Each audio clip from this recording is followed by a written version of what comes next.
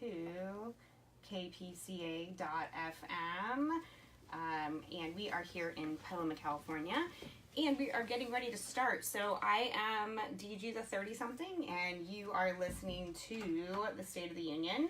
I am very happy to have the candidates for the next 2 months, so you can catch the schedule on the KPCA website, as well as on my Facebook page or on my website at dominica.ninja. So I'm going to start you out with a little spiel that I'm saying before all the candidate interviews, and then we will get to business. So I'm really excited to offer this forum on community radio to interview our local candidates. And again, there are other shows that are interviewing candidates and school boards. So again, you can hit up kpca.fm to see that full schedule. And so I have, like I said, I have a little spiel. So what is expressed here does not reflect the opinions of Petaluma Community Access or the members or the board members, of course. No endorsements are made over the air, and again, none of that reflects the organization that I'm here with. So the second half of the show is going to be opened up to the public in order to ask questions. The first half is going to be set questions that were submitted to all the candidates prior to the show starting. So you can email your questions to domayne@maberme.com. You can also call in. The studio phone number is 707-981-7577. When you call in, you will hear my second hand out there, Melissa, answering the phones. Be nice to her. And you can also ask questions on the DG the 30-something page. So if you're on Facebook, that's likely where you're watching this. So the purpose of these interviews, I'd like to have questions that address future issues that the candidates' strategies to address them. I'd like to stay away from questions regarding political affiliation, voter history, or the like. And all the questions will be asked anonymously, and so we don't mix up who wants to be on air and who doesn't. So I am going to start and just take probably about 30 seconds of time, because in my last show, we were trying to figure out on air what the voter rates were, and we weren't able to find it. So in Petaluma, we have a population just shy of 60,000. And so I should start by saying I am making an assumption here that everyone over 18 is eligible to vote, even though, of course, there are circumstances where you aren't eligible to vote, but I didn't have time to disaggregate all this information. You can probably write an entire thesis on this, and I already did that, so I don't want to do it again. So 78% of the population in Petaluma, which equals 46,610, is over the age of 18. The voter turnout of those registered in the last election in 2014 was 60%, and the total of registered voters was 34,000, which means that 20,000 people, 20,500 out of 59,757 of the entire population, or 46,610, decided our last election. And so if you actually look at the number of eligible voters, like I said, it's 46,610. This actually reduces the voter turnout from 60% to 44%. So I think that that's a really important statistic. And I'm not going to get into the county of Sonoma, but it is a really low turnout rate if you consider this construct. All right, so let's get to the point. So hopefully you know who I am if you're watching. If not, hit me up. I will fill you in. But now we are going to let our candidate introduce themselves. My name is Robert Conklin. Let's try that one more time. We missed it. Okay. Hello, everybody. My name is Robert Conklin. Do you want to need a little bit of your back history? I am a lifelong Petaluma resident, about fourth generation, going back to roughly the 1870s, 80s. My family's been in this area. I come from a long line of family-owned businesses, from my great-grandparents to my grandparents to my parents. I went a different route, got into the trades, and bought a house early on in life and hung on for dear life, and I'm still here, and I don't think I'm ever going to go anywhere else. So I don't know how much more you need. That was quick enough. Whatever you'd like to share if you want to.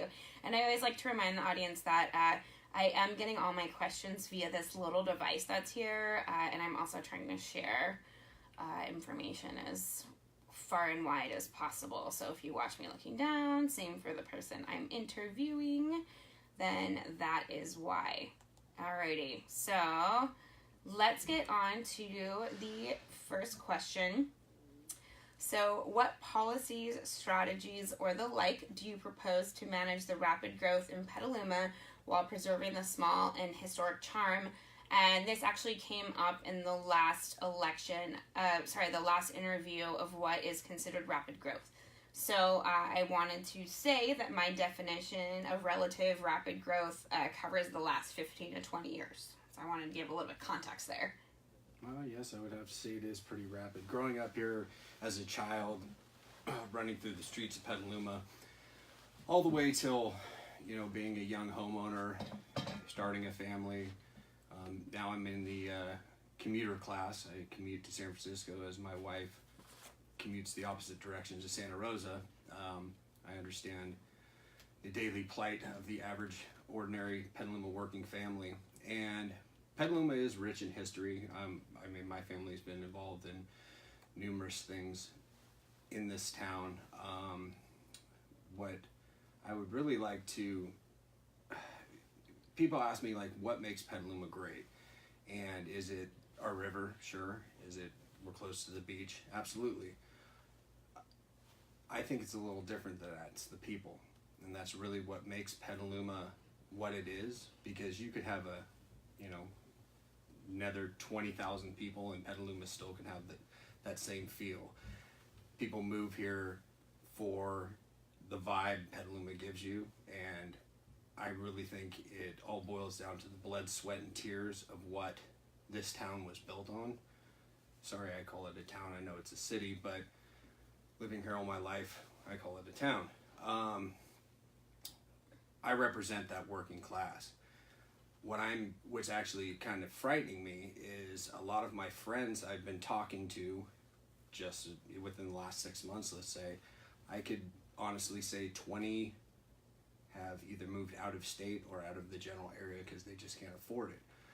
So it comes to, what do we see Petaluma growing into or becoming?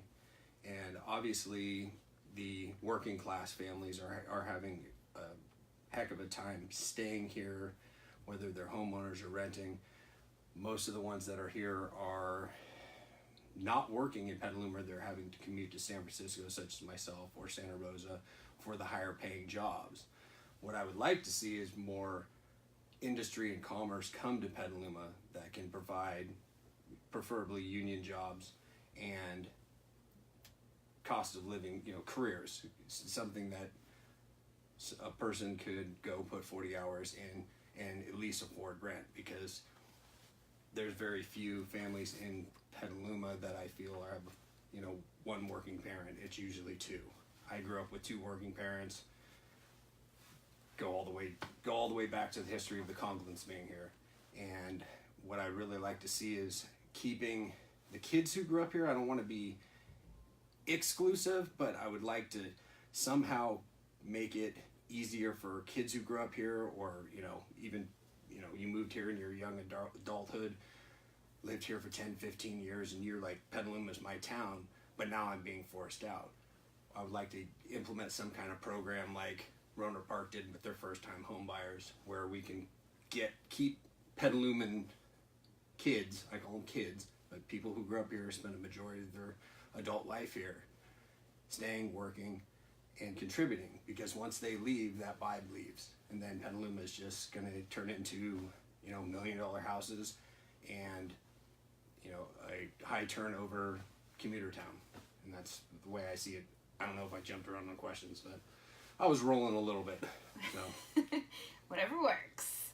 So what additional issue not addressed above is high on your priority list to address if you're elected into office? Well, I've spoken with thousands of people walking the streets, hitting the events, and the main two that are on everybody's mind, let's call it main three. Road conditions, Rainier, crosstown connector of some kind. It seems to be Rainier, seems to be the one that rolls off the tongue, and affordable housing. The third one, the affordable housing, is tricky because the market really dictates that, and I can't stand at the Petaluma city limits go, we're only going to allow houses to be this much. I can't stand there and say nobody else move in. It's a supply and demand. So it's a weird, funky balance with, I hear people saying, I don't want another person, you move into Petaluma, you want to be the last person that moves in. It's just how it is. But how do we up the supply to bring prices down, but up that supply for people who already live here? I mean, I know you can't really do that, but it's that's what they're saying, affordable housing. And I bought my house in 2004. Never has it been affordable. You know what I mean? And I'm a lot better off than a lot of my friends. So that's one. That's something that I don't have the answer to, and I think that's going to take a round table approach with sitting council members, previous council members, people on the planning commission, general citizens who have ideas, and everybody just needs to get in a room and try to brainstorm, come up with ideas of how it's going to work for I'm not saying average ordinary person because everybody's an individual, but what will work for the general majority working families in Petaluma, because I still think that is our biggest demographic in this town. It's not retired people, it's not, it's parents. Their main concerns are keeping a roof over their head, keeping food on the table, point A to point B, getting their kids to soccer practice, taekwondo. My daughter has a whole list of things, which is great because I love her being engaged in piano and ballet. But it's like, how does a working parent, me driving home from San Francisco, hour and a half commute, I got an hour to do this, and this, get groceries, and we're gridlocked all the way through town. Brings me to my second point, which is the traffic. I'm starting to think that the lights really need to be fixed because it's almost defies statistics when you're driving through Petaluma and you hit every single red light all the way from one side of town to the other. But the other side going the other way is also doing the same thing. So it's kind of baffling when I notice that. The SMART train has brought a little more traffic. I'm just going to keep it a little. People are probably screaming at the radios right now, but I'd like to see definitely, our traffic lights retimed, and then going to the main point, which is Rainier. This, to me, everybody goes, oh, is it really going to alleviate traffic? People have more cars. This is going to, and you hear all these what ifs, but the main reason why I got into this was my son was injured on the west side of town, and it took me 45 minutes to get to the hospital. And I'm going to leave out the gruesome details, but it was a conversation I would have not liked to have had, and I realized if Rainier did go through, it's a direct line to the west side, almost directly to the hospital, which is what it was proposed. Everybody wants to say it's going to alleviate traffic. I think naturally it will, but the one main thing it does, Phil, is it gets a direct route to the hospital because, unfortunately, people don't care until it happens.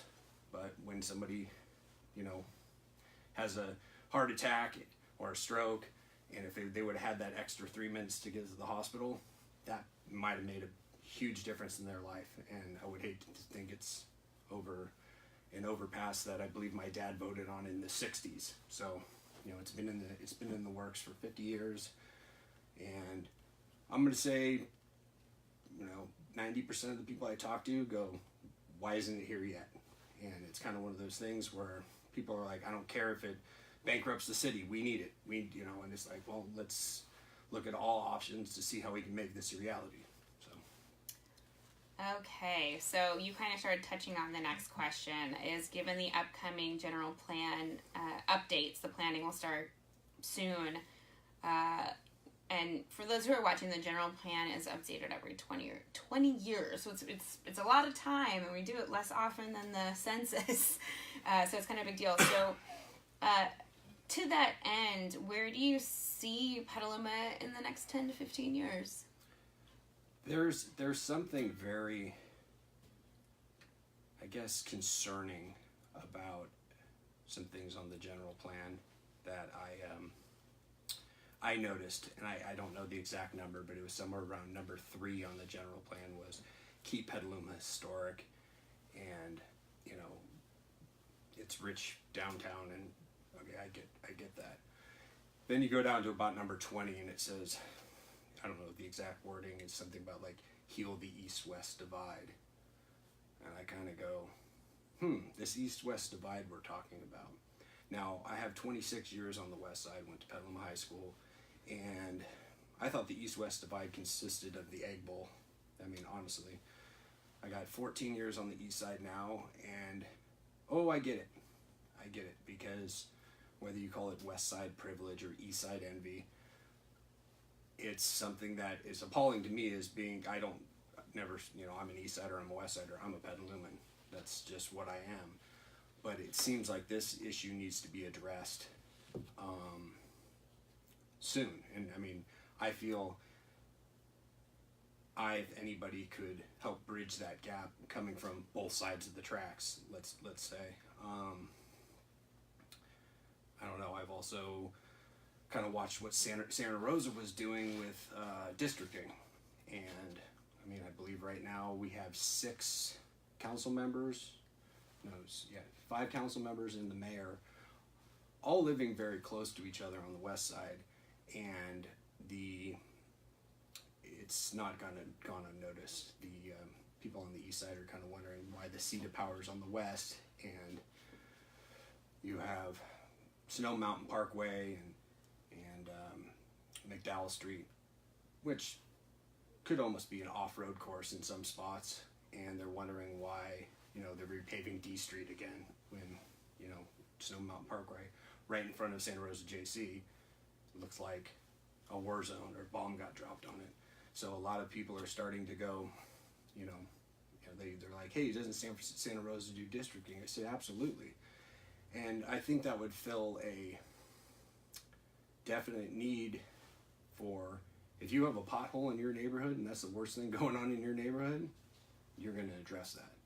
And it just gives the town, it disperses the power throughout the town.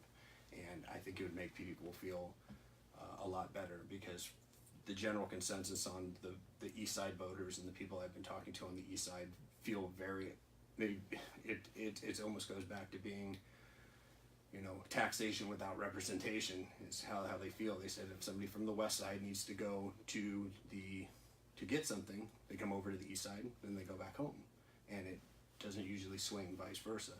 So I mean, these are just things, I mean, kind of me just brainstorming, but it's I'm starting to see it more. The longer I live on that side of town, I'm starting to get it.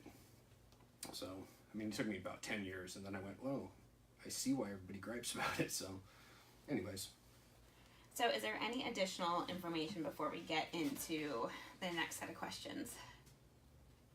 On anything you'd like. I mean, there's a lot of issues. I mean, the main hot button issues, which we have the Water Street art installation, which I've heard some very colorful language about. We also have the proposed Safeway gas station. That's another one that's been a real hot button issue, especially on the east side.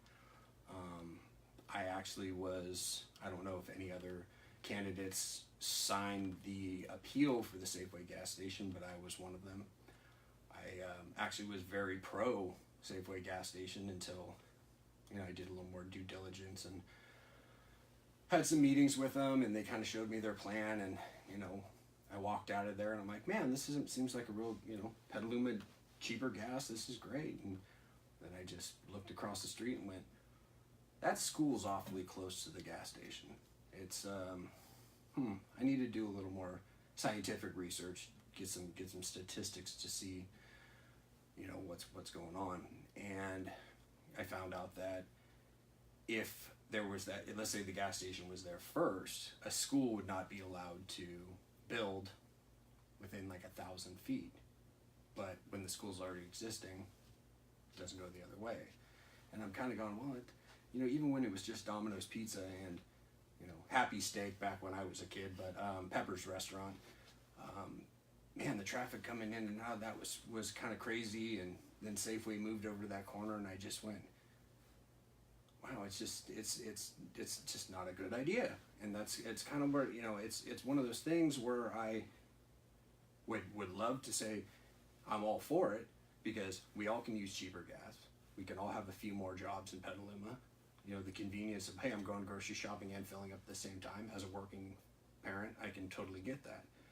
But it's location. Some people's, like, oh, why don't you move the school? Why don't you put taller bushes? Why don't we put filters on the windows of the schools? I mean, I've heard lots of, ways around it, but I'm like, I see if you move the school 300 yards that way, I think 90% of the people that would be against it would be for it. And it's just kind of like finding those compromises with issues like that is hopefully I can bring to the table. I was a union negotiator, and never did I see black and white or, this side gets this or this side gets this. It was always, are we comfortable with the compromise? Okay, let's move forward. And then with the art installation, the way I look at it is just talking to people, and I don't lead with, what do you think, give them my opinion of the art. I said, oh, hey, did you see the Water Street installation? And it's usually a very unfavorable comment back to me, almost to the point of like, okay, I got your point. I don't really want to sit here and trash another artist's, artwork, but they go, it's, once again, it goes back to location. Like, hey, that would be cool, but not right there. I mean, I think if we're going to have stuff suspended over Water Street, it should be Fred Wiseman's plane, or something that actually has a direct history with Petaluma, which, on a funny note, my great-grandfather actually held the wings down on Fred Wiseman's plane when it was taking off, because it started bouncing when he was taking off from the field. So my family was involved in that one. So anyways. All right, so let's get into some other questions. So this actually came up it wasn't last week, it was 2 weeks ago, but I think you've already touched on it a little bit. And I kind of led with the fact that I'm the opposite. So I lived on the east side, and now I live on the west side. So I very much see the divide, because it was a joke, but it wasn't a joke, that the train tracks split the city. And through that, one of the things I mentioned is that right where I used to live is now the poorest and most unhealthy census tract in the entire city. And so I should reiterate that it's my public health hat going on, but we know that economics and place matters. And I'm just wondering, and I don't think there's an easy answer to this, but how do we truly bridge that gap between the fact that, the east side kind of has one set of economic demographics, while the west side, and I think it's obvious to people, has a very different demographic. And, I love both sides of the city, but as someone that went the opposite way, where I lived on the east side and I went to CASA, and now I live on the west side, I'm just kind of wondering if there is kind of any sort of strategies of bridging that gap. Again, I don't think it's an easy issue, but how do we make sure that the entire city has equal opportunity at some point? Or how can we fix or remedy the way it's been going so far that has made those divides very significant? I think, excuse me,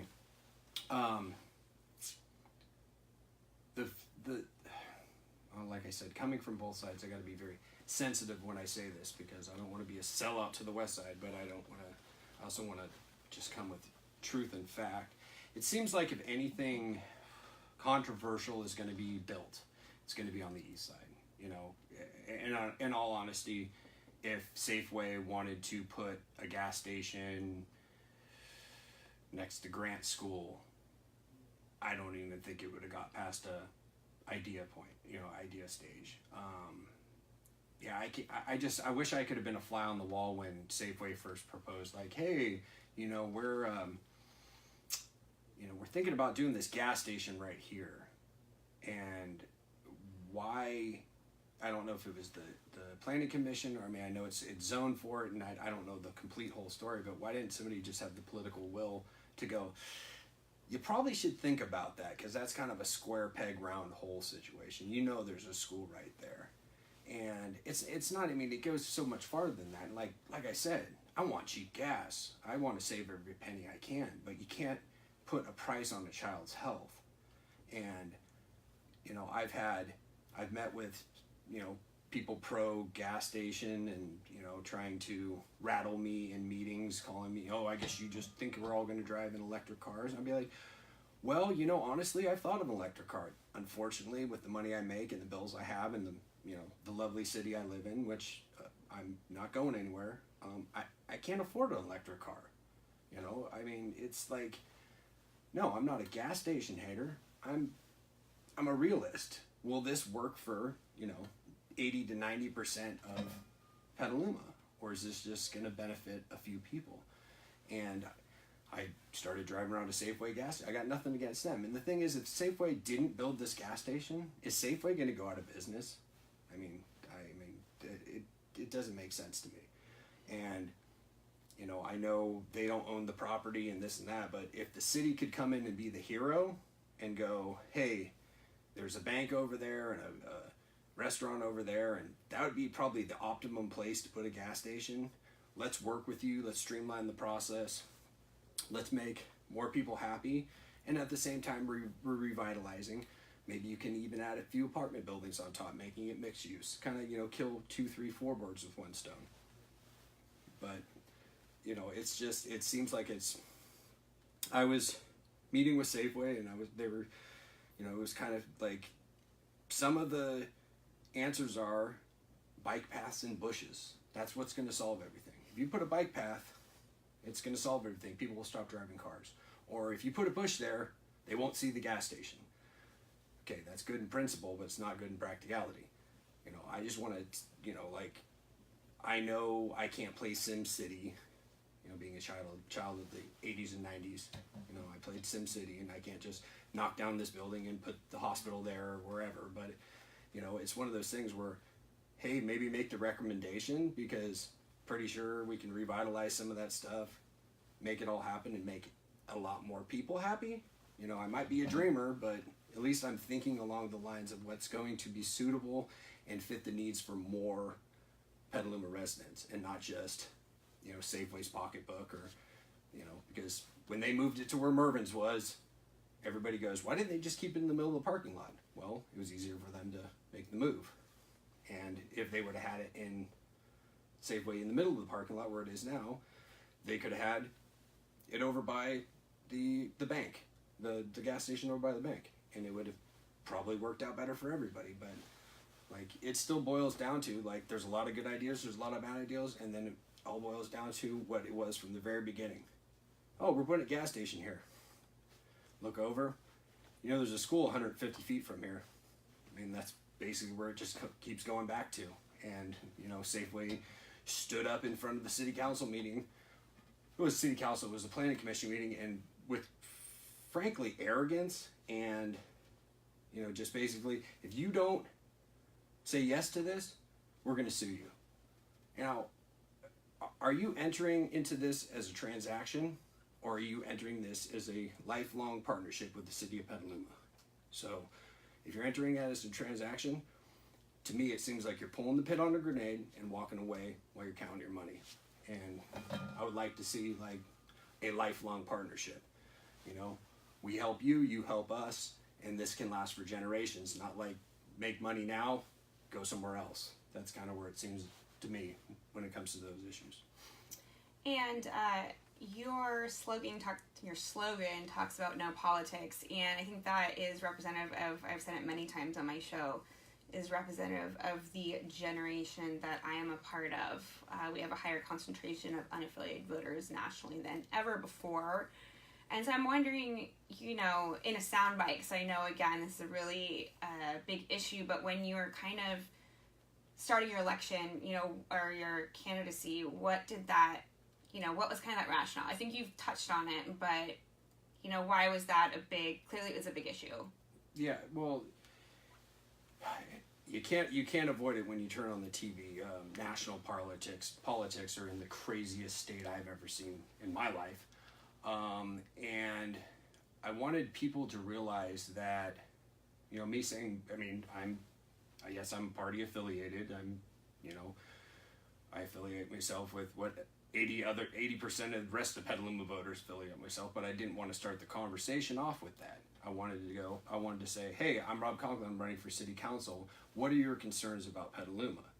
And it was, did you vote for him or did you vote for, you know, what party are you? And I was like, well, this is a nonpartisan position. You know, I don't want it to be about this or this, because guess what? That pothole, that 10 minutes in traffic, that is a nonpartisan issue. Doesn't matter what party. You could be somebody who doesn't vote at all. That's still a problem for you. And, you know, are you going to say because you're a Republican or a Democrat, I don't want them fixing the pothole because of the party affiliation? I mean, it's like, that was me being very optimistic and thinking, hey, let's take all the national crap. We can sit here in Petaluma and scream at Washington all we want, and it's probably not going to do anything. But if we circle the wagons around Petaluma and focus on our own problems, party lines aside, I think we can get stuff done. And it, you know, that's the thing. Well, I'm not going to listen to his idea because he's in the Green Party, or he's a Democrat, or he's a Republican. I think that's silly, because a good idea is a good idea no matter what your political affiliation is. So I didn't want to make it about that. You know, I just wanted to make it about Petaluma. I said, I'm starting my own party, the Petaluma Party. Our color is purple.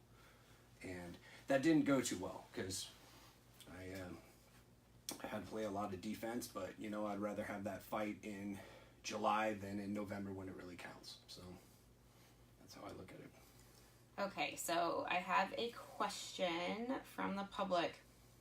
So we are about to go through, like Petaluma, negotiations for the fairgrounds and the speedway, and I am wondering how you see whether we keep it the way it is, or if they're, you know, how that could be used, I guess. Or I've heard some real crazy extremes, and I don't like any of them. Keep it exactly how it is. I'd kind of be silly, because I mean, that's our Central Park. That's our gold mine. That's, I know, you know, probably the highest property value in Petaluma. We could squeeze so much more out of the fairgrounds. I've also heard people say that they want to level it, make it tenement apartments, I guess, and have another downtown, like an east side downtown. And I go, because we got Target there, and it was more of a walking, you know, downtown shoppy with, you know, high density housing and some high rises, and then I go, okay, that's good, but not in Petaluma, because any kid who grew up in this town, the fair, whether they went to it or not, it's still a huge part of them growing up. They could have went once when they were 5 years old. They do not want to see the fair leave. Same goes with the racetrack. I hear people say, oh, they're so noisy, they're polluting, they're this and that. Well, kids who move back, kids that come, I call them kids, people who move back to visit their parents for, you know, the summer or stay, and they hear those cars fire off. It's Saturday night in Petaluma. It's one of those things where it's like, it's an acquired taste, I guess. You learn to love it. It's like, it's just, it's the background noise of summer in Petaluma. Now, I understand, you know, the fairgrounds or the racetrack, I mean, that's been under heat for a long time, and I would love personally to see it. My kids love going to it. You know, my dad, I've gone with my parents and my brothers and my whole family, and it's just, you know, it's a good time out. Hey, there's nothing to do. Let's go to the races. Some people go there religiously. I would like to see it stay. But when it comes to the fairgrounds as a whole, I would like to see, sort of like Rona Park, a public safety building where you have City Hall, which would now be centralized in Petaluma, a fire station, and a police station. So let's call it a campus. I don't know where the exact geographic location would be. And I would also, phase 2 is take the main pavilion hall and stage, work something where we can have, something like a Spreckle Center where we can generate revenue year round, doing concerts, seminars, however, rent it out and generate money throughout the year. Then when the fair comes, move a few things around, boom, we're good to go. Fair can come in for the week of setup, week of the fair, week of breakdown, and still have our our fairgrounds. But there's definitely some I don't want to see it go, but I definitely would like to see some better use for it. And how would we pay for that? With City Hall, that where it sits now, prime location. People always talk about affordable housing or low income housing.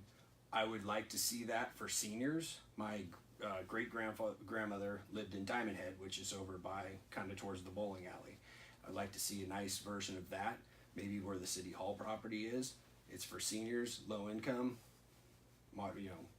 And this is my thought on this, is a lot of my grandmother's friends who are in their, sorry grandma, 80s and 90s go, I'm stuck in this 4-bedroom house all alone.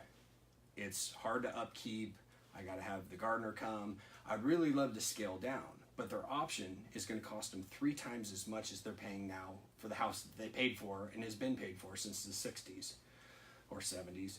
And I'd really like to have an option for, seniors who are living in houses and have empty nests and they want to downscale, to be able to move into a place where they can live comfortably and therefore open up, either they rent out or they sell their property, opening up for, people raising families. So that's kind of one of the things. And since the police station, sell that property too, move everything to the fairgrounds, carve a little chunk out there, and now we have centralized police,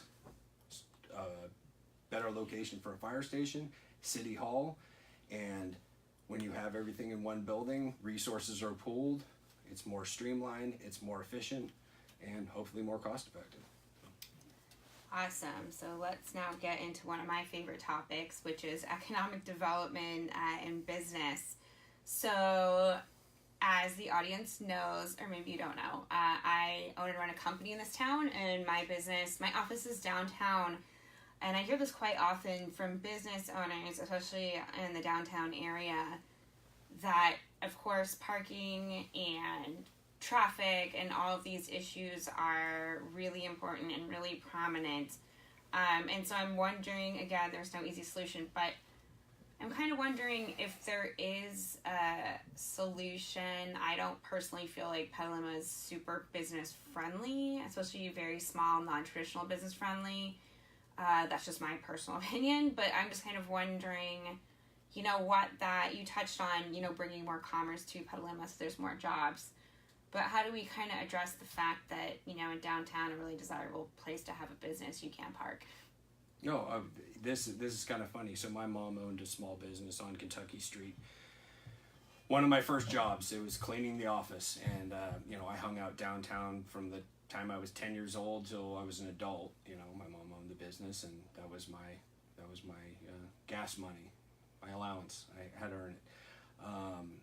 And the same thing you're saying is exactly what she was saying 25 years ago, and I guess it hasn't changed. But my mom, when she was a business owner, didn't want to park in the parking garage, because this is back when cell phone antennas actually stuck off the top of your car, and every day some kid would break the cell phone antenna off, and it's like, man, could you at least unscrew the thing so we don't have to buy a whole new antenna? But that parking garage, I don't know what the solution was, that you build higher. I even know that the parking garage down in Theater Square, that thing's packed.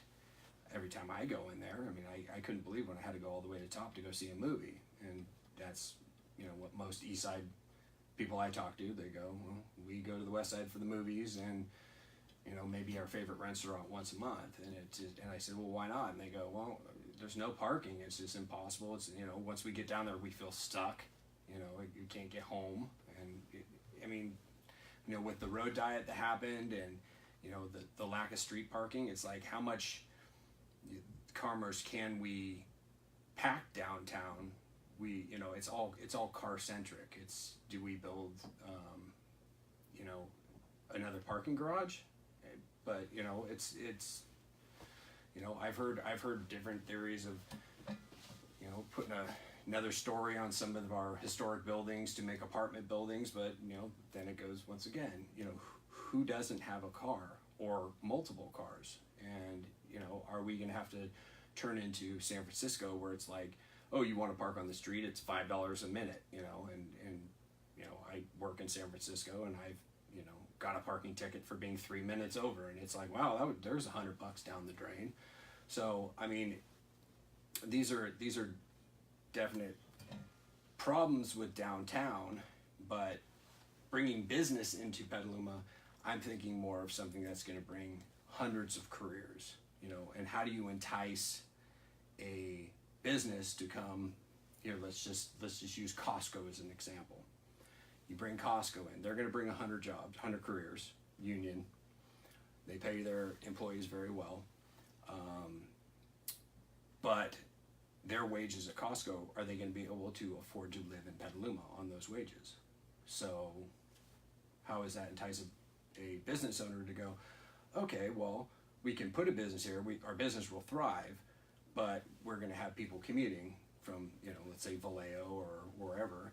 I mean, the good thing I can see of it is a kid that's coming out of high school, maybe wants to take a year or two off and not go to the JC or maybe take a couple classes and have a full-time job.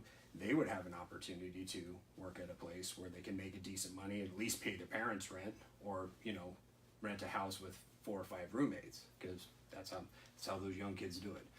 But, that's the thing, guys. I don't want to look at small potatoes I don't want to take away from anybody's business where it's like, okay, I have a business and I have 2 employees.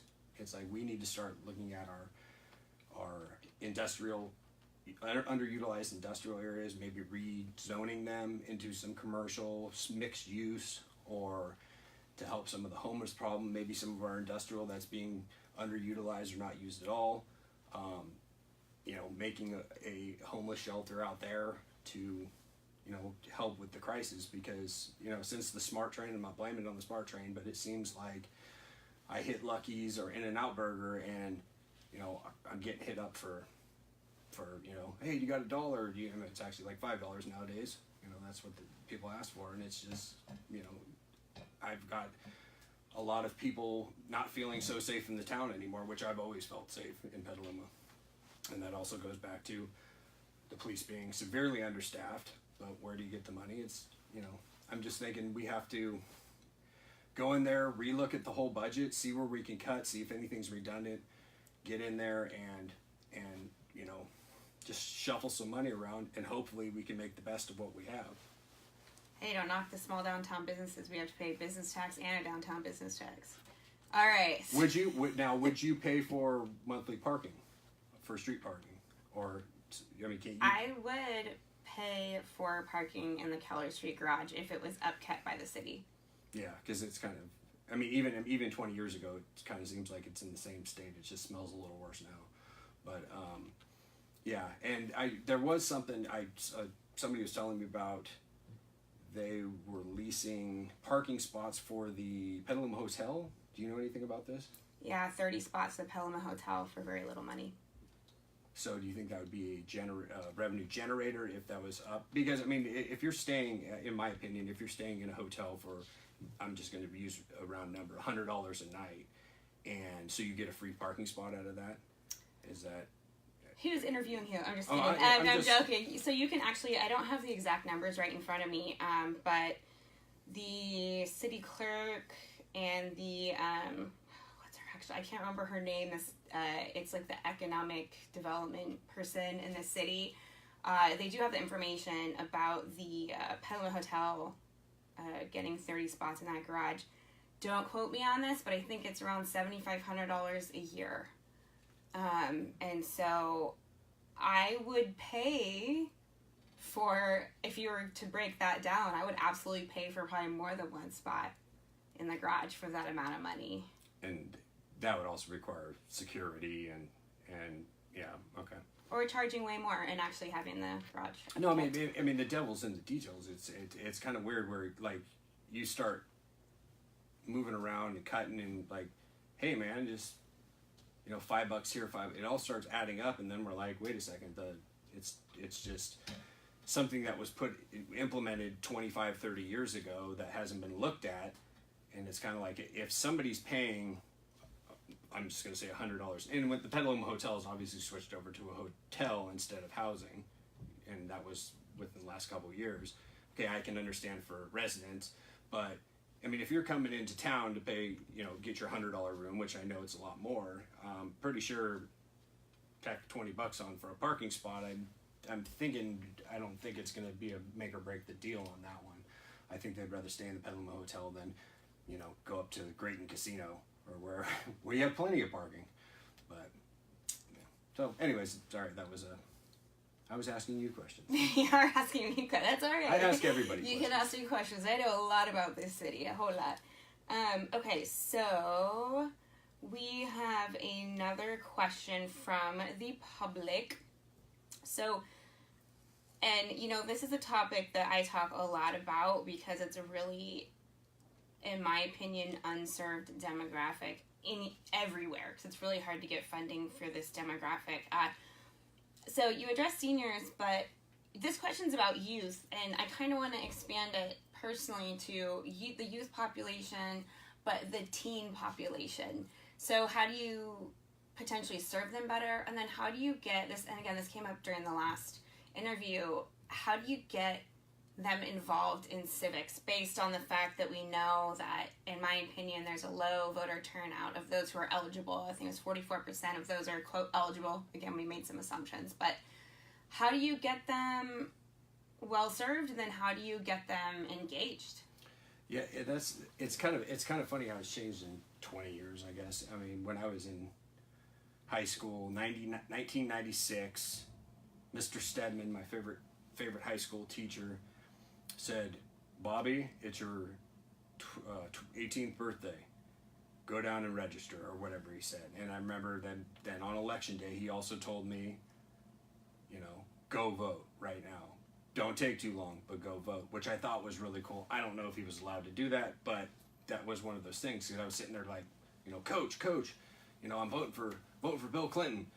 This is awesome. All right, and I was excited about it, and he kept that excitement. And a lot of it gets really weird, because when the teachers start talking about it, I can only imagine the conversations we have now about, oh, hey, election day's coming up, and then you have half the class screaming, this candidate and that candidate, and it doesn't really. I mean, I can see it in my brain. I don't know if it actually exists, but the youth of Petaluma and the youth around the United States are very tech driven, and they have their phones, and what they need, that instant gratification. I need the instant gratification. I want, like, okay, what time do I need to be at Domenica's? Then Siri tells me, and I think if the youth can engage, let's say, the city of Petaluma's website, easily get their answers and get out and get what they need in a very timely manner, I think you're going to start seeing younger and younger people get involved with politics and what's going around in their area. Now, if you're talking about having kids do fun stuff around town, was that even a part of it? Or? Yeah. Okay. I would love to see a teen center. I know we've tried them a few times. There is the Phoenix Theater. Some parents, have mixed feelings about that. But growing up as a kid, I saw a lot of rock concerts, a lot of shows, in general over at the Phoenix, and it's something to do. The kids go to the movies, but if kids are the same way, my peers were in high school, it was like, oh, let's go find a road to go drink beer on, which is probably not the safest and smartest thing, but that's what kids do. And it's a different world. It's not only do you have texting and driving, but DUIs, not to say that they were not serious then, are 10 times more serious these days, which it's like, you do that, you might as well take the next 4 years of your life and kind of be on house arrest, the way I look at it, because it's there's no room for that anymore, because there's been too many bad things happen. But I just getting the youth involved, you got to make it exciting for them. And if my kid I have 2 children, 7 and 8, if my son was 10 years older and he sat through a city council meeting, I think he would die. It's because it's pretty dry, it's pretty boring, and it's I'm not saying bring pyrotechnics to a city council meeting, but a lot of the stuff is dry and boring. But I'm thinking, someone like yourself who is in that not in between stage, but I think you have a greater influence on the younger of the youth than I would, because I'll be 40 in a couple days, and 40 is old man territory for a kid that's 18 or 19 or 17, and that's the thing. How do you bridge that gap and get them into it? Because I've seen a real, other than myself, who I thought I would have at least 10 or 15 people involved in politics that I went to high school with for, because they were gung-ho about it. And then I'm like, hey, whatever happened with you going to, doing poli-sci and UCLA? And, whatever, I became a banker or something. And it's like, huh. And then I look at this, the millennial generation, I guess you call it, and there's like almost no interest, or, maybe there is, maybe there isn't. But yeah, it's one of those things where I don't have an answer for that one. It's just, I would love to, I would love to go to the high schools and be like, hey, is any kid going to be eligible to vote by November 6th? Let's get you registered right now. And if they go voting silly, it's kind of like, well, no, this is your right, and let's get you signed up, and, you exercise that right, get it, have it start now, because there's been a lot of people I've talked to that are like, oh, I got to register to vote. I've never voted before. I'm 37 years old. I'm like, what? It's kind of crazy. But anyways, more rambling. All right, so we have just a few more minutes before we got to close out. So I don't know if you have any closing statements you would like to share. Closing statements. Well, I look at this. I look back at the few months that I started, where I got involved in local politics, and I had a idea of what was going on, who the bad guys were, who the good guys were, what the problems were. Every single day is a learning experience for me, because you talk to somebody that you don't think could have a conversation, and all of a sudden you had a great conversation and you learned a whole lot. So what I've really prided myself in the last couple months is ears open, listen to all ideas. It's not, that's what it's going to take. It's going to take a village to fix these problems. No matter if you've been fighting it for 20 years in city council, or it's a new idea that's coming down the pipe, it's going to take a lot more engagement from the city of Petaluma. It's going to take a lot more engagement from all citizens, my generation, your generation, and I guess call it fresh blood, but it's like my priorities are definitely different than a kid about to go to college, or a Petaluma resident that's retired. And it's like, we just gotta realize that, hey, you're retired now and you don't have kids, but you walked my shoes, you've rubbed 2 nickels together to try to start a fire. Like, let's all keep it in perspective that Petaluma was built on blood, sweat, and tears, working families, and I'd like to at least bring that perspective me sitting on city council, if I were to be elected, of just keeping, like, I might not have any of the ideas. I'm willing to work with anybody, whoever the mayor might be, whoever's the other 5 people sitting around the table with me. I'm up for all ideas, and as long as we keep in mind that let's do it for the general population of Petaluma, what's good for them, then I don't think we can go wrong. Let's just be comfortable with the compromise. So. Perfect. Well, thank you very much for joining me tonight. And so I do want to share that my candidate interviews are continuing. Next week on Tuesday at 7, I will have Mike Harris here. Again, you can check the whole schedule at kpca.fm. And you are here with DG the 30-something on State of the Union. And again, you were listening to kpca.fm. Have a good one.